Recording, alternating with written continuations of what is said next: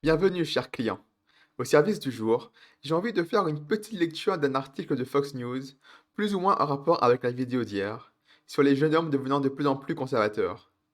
Ici, on va parler de certains étudiants des milieux STEM. Pour rappel, STEM est un acronyme qui désigne les domaines de la science, de la technologie, de l'ingénierie et des mathématiques. Et ce sont des milieux quasi exclusivement masculins. Bref, ces étudiants se sont, comme qui dirait, amusés à troller une équipe de chercheurs activistes LGBTQ+. Et la réaction de ces derniers vaut le détour. Sur ce, commençons. Les chercheurs horrifiés dénoncent la montée du fascisme, alors que des étudiants envoient des réponses moqueuses à une enquête woke. Les réponses malveillantes à l'enquête comprenaient l'identification comme analphabète ou comme hélicoptère d'attaque. Alors déjà, rien qu'au titre, ce qui saute immédiatement aux yeux, c'est la disproportion de l'accusation de fasciste. Alors effectivement, on a l'habitude des woke qui crient au fascisme pour tout et n'importe quoi. Mais ici, concrètement, on a eu une enquête woke, des étudiants ont trollé un peu dans les réponses, et tout de suite, ça hurle au fascisme. Moi, je dis qu'il y a peut-être une légère exagération quelque part. Mais attendez, il y a pire. Des chercheurs universitaires ont condamné les réponses irrévérencieuses et offensantes des étudiants à une enquête LGBTQ, affirmant que le refoulement indique que les idéologues fascistes vivent dans les maisons de l'ingénierie et de l'informatique.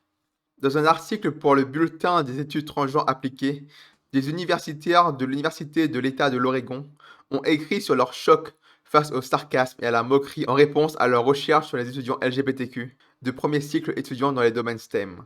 L'équipe a affirmé que 50 des 349 réponses à leur questionnaire sur le sujet contenaient des insultes, des discours de haine ou un ciblage direct de l'équipe de recherche. Les qualifiant de répondants malveillants, ils ont adapté leur projet pour examiner comment les réponses aux blagues se reportent à la culture de l'ingénierie en les encadrant dans les contextes sociaux plus larges, à savoir la montée du fascisme en ligne. Le résultat a été l'article intitulé Hélicoptère d'attaque et suprématie blanche. Interprétation des réponses malicieuses à un questionnaire en ligne sur l'expérience des étudiants transgenres dans les milieux de l'informatique et de l'ingénierie. L'article a divisé les réponses en thèmes tels que la démographie, la diversité, l'équité et l'inclusion, le genre, l'antitrans, l'antiqueer, le racisme, l'antisémitisme et les références de sous-cultures haineuses en ligne. Plusieurs réponses contenaient des blasphèmes et d'autres langages offensants et obscènes, et de nombreux mèmes référencés. Alors là, on a vraiment tout le package. Je rappelle encore une fois qu'à la base, on parle d'étudiants qui ont trollé sur un questionnaire en ligne. Et là, on nous parle de transphobie, de racisme, de blasphème, d'antisémitisme, de culture de la haine, etc., etc. Il y a tant de raccourcis là-dedans que j'en perds mes mots. Mais continuons. Selon l'article, lorsque les sujets malveillants ont été invités à remplir des données démographiques, 12 répondants, 24%, ont indiqué leur sexe comme étant lié à un hélicoptère ou un avion, allant d'un hélicoptère Apache d'attaque à un V-22 Balbuzard. Dans la section déclarant ses handicaps, les réponses allaient de se déclarer analphabète à se lamenter. Mon pays est dirigé par des communistes. Ou même déclarer que s'identifier comme transgenre est un handicap en soi, en raison de l'incapacité à accepter la réalité. Un répondant a affirmé s'identifier comme une carte cadeau en raison de son sexe. Sous les identités raciales et ethniques, il disait je, je suis une carte cadeau ethnique. Et pour le handicap, la réponse était je n'ai pas assez de cartes cadeaux. Alors lui, je ne sais pas sur quoi il était, mais clairement, il n'était pas sobre. D'autres réponses aux questions sur l'identité ont entièrement rejeté le projet des chercheurs, avec des réponses telles que ma couleur de peau n'est pas importante. Allez mec, ces questions sont stupides. Tout le monde est un sac de génétique du monde entier. Et que voulez-vous savoir d'autre? Ce que j'ai mangé au petit déjeuner? Cette question est inutile.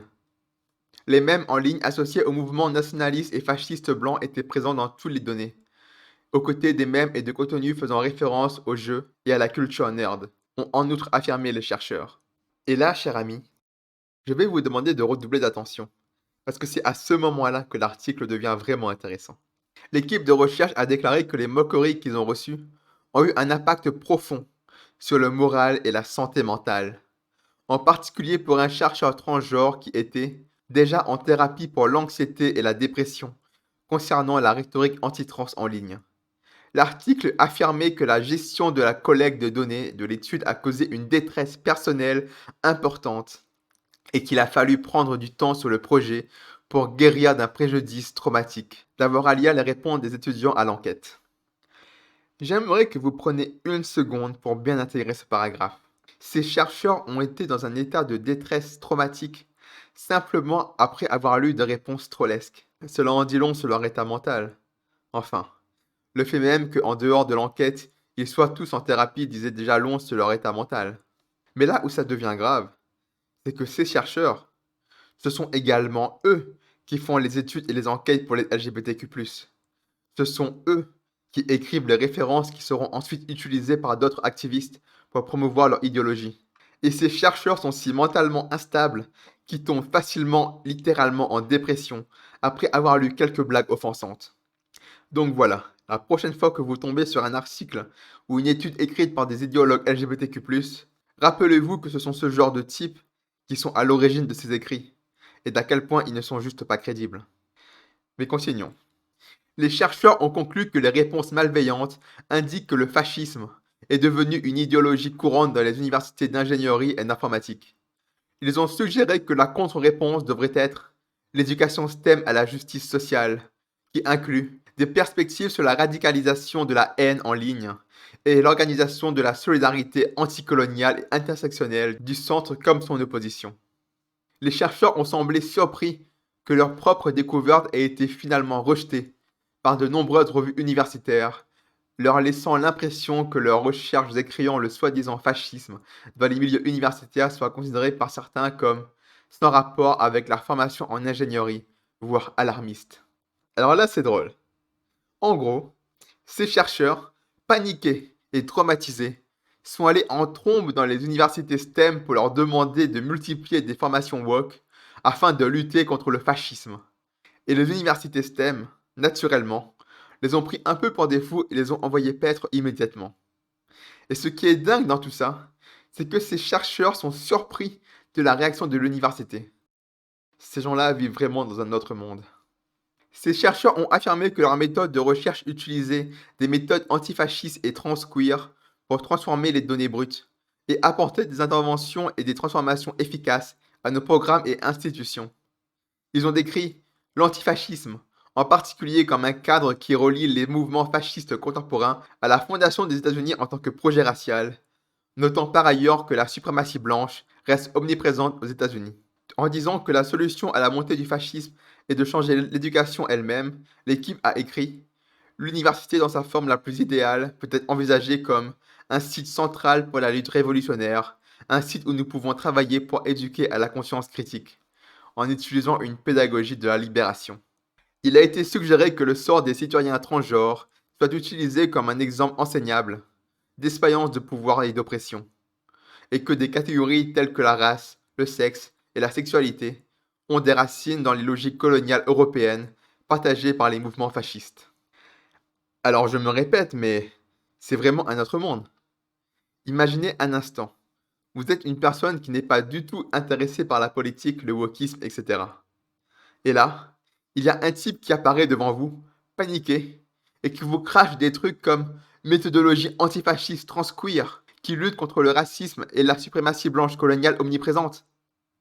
C'est juste une salade de mots qui ne veulent rien dire en dehors du culte woke. C'est tout un autre langage, qui fait peur, certes, avec de grands mots comme fascisme, colonialisme, suprémacisme et racisme, mais qui, en regardant de plus près, mélange absolument tout et ne veut juste rien dire.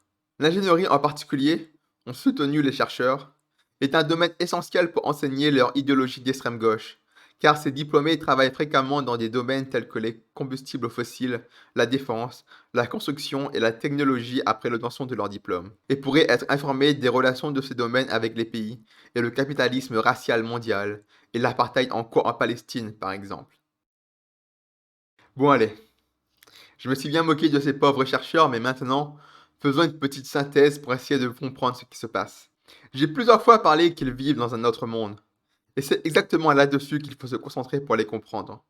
Dans leur monde, La situation est gravissime.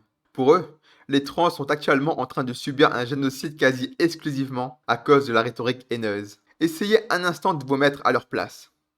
Faites une petite expérience de pensée. Imaginez que vous voyez des psychopathes tuer gratuitement un peu tout le monde autour de vous. Et quand vous essayez d'alerter les gens, ces mêmes gens vous envoient paître, alors qu'il y a des évidences partout que vous avez raison. Il y a de quoi devenir fou, n'est-ce pas? Eh bien, pour ces chercheurs, la situation est un peu similaire à cet exemple. Ils sont si persuadés que chaque trans qui se suicide c'est à cause de la haine en ligne, qu'ils sont prêts à absolument tout pour régler ça. Et c'est pour ça que certains tombent en dépression aussi facilement face à la moindre opposition. Parce qu'ils ont vraiment l'impression de lutter pour sauver des vies qui sont en danger, là, tout de suite, maintenant, qu'ils ne comprennent pas que d'autres se moquent d'eux. Sauf que bien sûr, tout cela n'est que dans leur tête. La réalité est bien plus complexe que cela. Et ensuite, c'est un cercle vicieux. Parce qu'à force de se ridiculiser à vouloir régler un problème qui n'existe que dans leur tête, forcément, les autres personnes normales vont juste se moquer d'eux. Et plus on va se moquer d'eux, et plus ces activistes vont paniquer et devenir extrêmes. Parce qu'à la fin de l'article, rendez-vous bien compte que ça parle quand même de transformer les universités en une sorte de succursale révolutionnaire et de libérer le monde du capitalisme racial mondial. Enfin voilà quoi, ça va loin. Reste à savoir jusqu'où cette histoire va aller. Plus le temps passe, et plus les activistes LGBTQ+ deviennent extrêmes d'un côté, mais plus ils perdent en crédibilité auprès du grand public de l'autre. Maintenant, espérons que cette perte de crédibilité suffise pour endiguer leur influence sur la politique. Et voilà, c'est tout ce que j'avais à dire sur le sujet. J'espère qu'il vous a plu et surtout, prenez soin de vous.